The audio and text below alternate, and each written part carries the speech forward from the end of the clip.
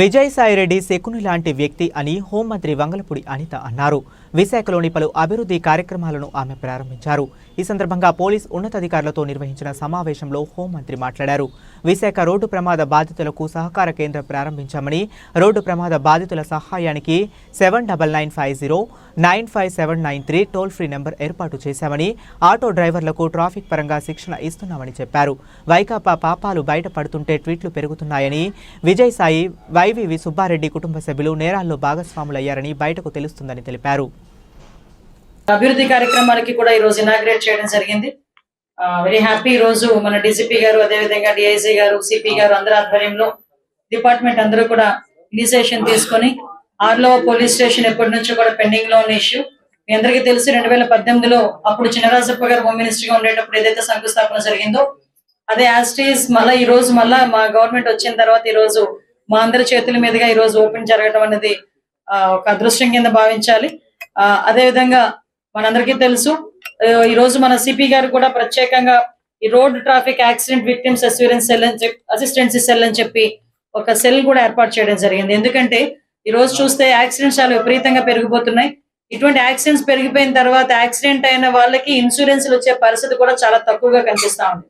ఎందుకంటే వాళ్ళకి own certificates ఇవ్వటం కానీ, డాక్టర్ దగ్గర నుంచి సర్టిఫికేట్స్ రావటం కానీ లేట్ అవ్వటం, అదేవిధంగా వాళ్ళు కోర్టుల చుట్టూ తిరిగే పరిస్థితి, వాళ్ళకి ఎలాగా ఇన్సూరెన్స్ అమౌంట్ తీసుకొచ్చుకోవాలో కూడా తెలియక చనిపోయిన తర్వాత చాలా రోజుల వరకు కూడా ఇన్సూరెన్స్ డబ్బులు కూడా రాక చాలా మంది ఇబ్బందులు పడి వాటిని వదిలేసుకునే సందర్భాలు కూడా మనం చాలా చూసాం.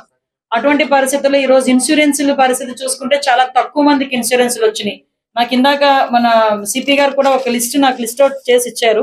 ఓవరాల్ గా చూడాలంటే దగ్గర మనకి ఒక యావరేజ్ ని ఒక 500 కేసెస్ నమోదైనాయి అనుకోండి, అందులోని ఒక 30కి 40కి మాత్రమే ఇన్సూరెన్స్ అమౌంట్ వచ్చే పరిస్థితి కనిపించా ఉంది, యావరేజ్ అని చెప్పుకుంటే. అంటే అలాంటి బేస్ తీసుకొని ఈ రోజు ప్రత్యేకంగా ఒక సెల్ ఏర్పాటు చేసుకొని ఎవరికైనా ఒక టోల్ ఫ్రీ నెంబర్ ఇచ్చి, ఆ టోల్ ఫ్రీ నెంబర్ లో ఎక్కడైనా యాక్సిడెంట్ జరిగిన తర్వాత ఆ యాక్సిడెంట్ ఇన్సూరెన్స్ డబ్బులు ఎలాగైతే రావాలి అనుకుంటున్నారో వాళ్ళు ఆ టోల్ ఫ్రీ నెంబర్ కి కనుక కాల్ చేస్తే వాళ్ళ ఫైల్ ప్రొసీజర్ ఎంతవరకు ఉంది, ఫైల్ ప్రొసీజర్ కూడా ఎంత టైంలో కంప్లీట్ అవుతుందన్న వివరాలు కూడా మన పోలీస్ డిపార్ట్మెంట్ నుంచి ఆ విక్టిమ్ ఫ్యామిలీస్ కూడా వెళ్ళే ఒక మంచి పద్ధతి ఈ రోజు ఇక్కడ ఇనిషియేషన్ తీసుకోవడం అనేది చాలా మంచి పరిణామం అండి. దానికి ప్రత్యేకంగా సిపి గారిని నేను అభినందిస్తున్నా. దానికి సంబంధించి టోల్ ఫ్రీ నెంబర్ కూడా 7995095793. ఈ టోల్ ఫ్రీ నెంబర్ ని కూడా మేము కూడా అన్ని చోట్ల కూడా ఎగ్జిబిట్ చేస్తాం. దీన్ని డిపార్ట్మెంట్ వాళ్ళందరికీ కూడా ఇస్తారు. వీటితో పాటు మనం ఏంటంటే తొందరగా కోర్టుకు వెళ్లే విధంగా వాళ్ళకి ఎటువంటి పేపర్స్ కావాలో అవన్నీ కూడా ఇవ్వడం. ఇందాకే నేను కూడా డీజీపీ గారితో వీళ్ళందరితోనే డిస్కస్ చేశాను. కొన్ని ఇన్సూరెన్స్ పాలసీలు కూడా కొన్ని మార్పులు చేయాల్సిన అవసరం ఉంది. ఎందుకంటే ఇప్పుడు మైనర్లు ఎవరైతే ఉన్నారో వాళ్ళు డ్రైవ్ చేస్తే కనుక వాళ్ళ డ్రైవింగ్ లో ఎవరైనా చనిపోతే ఇన్సూరెన్స్ రావడం అనేది చాలా కష్టంగా ఉంది.